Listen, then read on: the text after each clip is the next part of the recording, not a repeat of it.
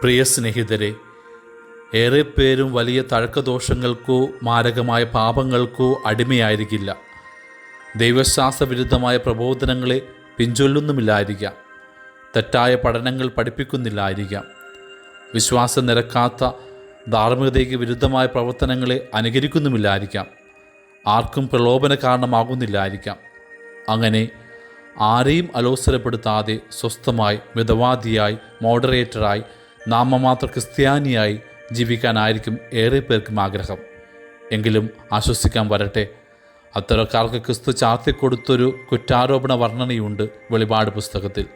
മന്ദോഷ്ണത, ലുക്വ മിനസ്, ചൂടോ തണുപ്പോ ഇല്ലാത്തൊരവസ്ഥ. എങ്ങനെയാണ് ഒരാൾ മന്ദോഷ്ണതയിലേക്ക് എത്തുന്നതെന്ന് എപ്പോഴെങ്കിലും ചിന്തിച്ചിട്ടുണ്ടോ?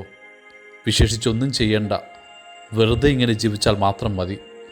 Just do nothing and that's what you will become.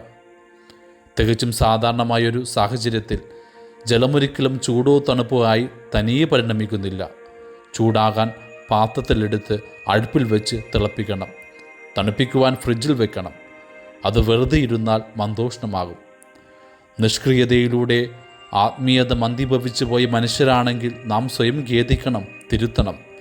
സത്യം കണ്ടെത്തിയിട്ടും അതിനു വേണ്ടി നിലയുറപ്പിക്കുവാൻ ആർജവമില്ലാതെ പോയാൽ ലോകത്തിന് പരിവർത്തന കാരണമാകുന്നതിന് പകരം പതുക്കെ പതുക്കെ ലോകം അവരെ അതിനോട് അനുരൂപരാക്കിയാൽ ഒടുവിൽ വിനാശകരമായൊരു അന്ത്യം അവർക്കുണ്ടാകും. ചൂടോ തണുപ്പോ ഇല്ലാതെ മന്ദോഷ്ണനാകയാൽ നിന്നെ ദൈവം തൻ്റെ വായിൽ നിന്നും തുപ്പിക്കളയും. വെളിപാടിൻ്റെ താക്കീതാണിത്. വെളിപാട് പുസ്തകം 3:16. ആകയാൽ ദൈവമേ, എൻ്റെ മന്ദോഷ്ണ മനോഭാവത്തെ അകറ്റി നിൻ്റെ സ്നേഹത്താൽ തണുപ്പിക്കുവാനും ആത്മാവിനെ ജ്വലിപ്പിക്കുവാനും അനുഗ്രഹിക്കണമേ. ആമേൻ.